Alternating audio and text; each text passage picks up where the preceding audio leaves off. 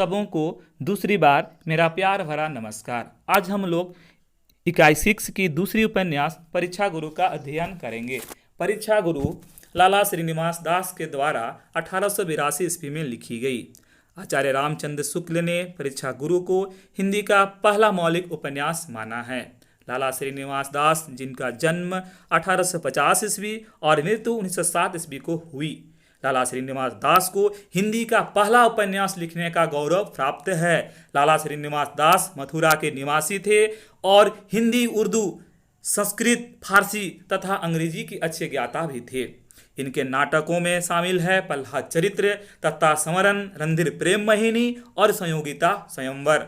परीक्षा गुरु उपन्यास ब्रजभाषा में लिखा उपन्यास है। इनमें कुछ पद्मय पंक्तियां भी मौजूद है। इसके साथ इस उपन्यास में कुल 41 प्रकरण हैं, जिसमें से कुछ महत्वपूर्ण प्रकरण इस प्रकार से हैं। पहला है सौदागर की दुकान, दूसरा है अकाल में अधिकार, तीसरा है संगीत का फल, चौथा है मित्र मिलाप, पांचवा है विषयासक्त, छठा है भले बुरे की पहचान, सातवां है सावधानी यानी होशियारी, आठवां है सब में हाँ, नवा है समासद, 10 है प्रबंध यानी इंतजाम, 11 है सज्जनता, 12 है सुख दुख, 13 है बिगाड़ का मूल विवाद, 14 है पत्र व्यवहार, 15 है प्रिय अथवा पीय, 16 है सुरा यानी शराब, 17 है स्वतंत्रता और स्वेच्छाचार, 8वां है क्षमा, 19 है स्वतंत्रता, 20 है कृतज्ञता, 21 है पवित्रता, 22 है संयम, 23 है प्रामाणिकता, 24 है हाथ से पैदा करने वाले, 25 है साहसी पुरुष, 26 है दिवाला, 27 है लोकचर्या में और अंतिम प्रकरण सुख की परमावधि। चलिए देखते हैं। इस उपन्यास का मुख्य कथानक कुछ इस प्रकार से है। लाला श्रीनिवास दास ने अपने उपन्यास में मदन मोहन नामक एक रईस के पतन और फिर उसके सुधार की चर्चा की है। जिस समय यह उपन्यास लिखा गया था, उस समय पाठकों को तिलस्मी अय्यारी चमत्कारी कहानियों में रुचि थी। हर कोई तब सपनों की दुनिया में जी रहा था। ऐसी स्थिति में लेखक ने उस समय के यथार्थ को लिखने का साहस किया, ये जानते हुए भी कि पाठक यथार्थ से दूर जी रहे हैं, किंतु उनका यह प्रयास सफल रहा। मदन मोहन एक समृद्ध वैश्य परिवार में पैदा होता है, पर बचपन में अच्छी शिक्षा और उचित मार्गदर्शन न मिलने के कारण और युवावस्था में गलत संगति में पढ़कर अपनी सारी दौलत खो बैठता है। वह पत्नी और ब्रज किशोर की एक नहीं मानता और न सुनता। एक दिन कपड़ा विक्रेता हर किशोर से मदन मोहन की बहस हो गई और यह बात सभी लेनदारों के पास पहुंच जाती है। धीरे धीरे विघ्नेश में मदन मोहन से अन्य का रिश्ता खराब होने लगता है। पांचों चाटुकार मित्र दुख की इस घड़ी में मदन मोहन से किनारा करने लगते हैं। मदन जिस के पास जाकर सहायता मांगता है, सभी बहाना बनाकर पीछे हट जाते हैं। मदन मोहन को अब होश आता है, किंतु स्थिति हाथ से निकल चुकी होती है। लेनदारों का मुकदमा अदालत में चलता है।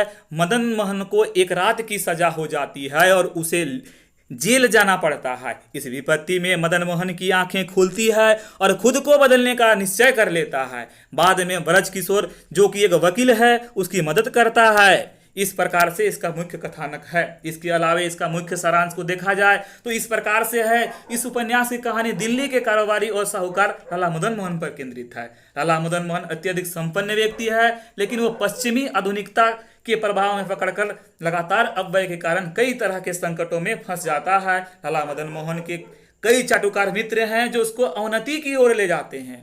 अवनति पर ले जाने के लिए वे चाटुकार मित्र उन्हें फिजूल खर्ची, विषयासक्ति, सुरा यानी शराब, वैश्या, जुआ आदि साधनों का प्रयोग करने के लिए प्रोत्साहित करते हैं। उस समय केवल ब्रज किशोर ही मदन मोहन का साथ देता है और यही मदन मोहन जो कुपथ यानी बुरे रास्ते पर जाने से रोकने के लिए उपदेश भी देता रहता है।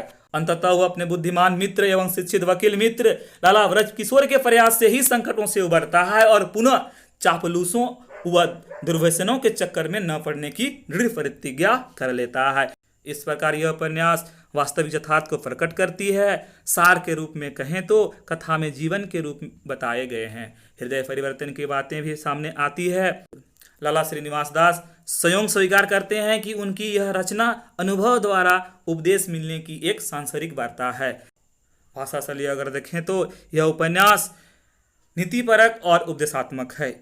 इनमें जगह जगह इंग्लैंड और यूनान के इतिहास के दृष्टांत दिए गए हैं। ये दृष्टांत मुख्यतः ब्रज किशोर के कथनों में आते हैं। उपन्यास के बीच बीच में संस्कृत, हिंदी, फारसी के ग्रंथों के ढेर सारे उदाहरण भी ब्रज भाषा में काव्यानुवाद के रूप में दिए गए हैं। सरल बोलचाल की भाषा में कथा बतलाई गई है। इसके बावजूद पुस्तक की भाषा गरिमायुक्त और अभिव्यंजनापूर्ण है। समाप्त। आप सभी पाठकों से विनम्र निवेदन है कि इस वीडियो को अधिक से अधिक सब्सक्राइब करें, लाइक करें, शेयर करें। धन्यवाद।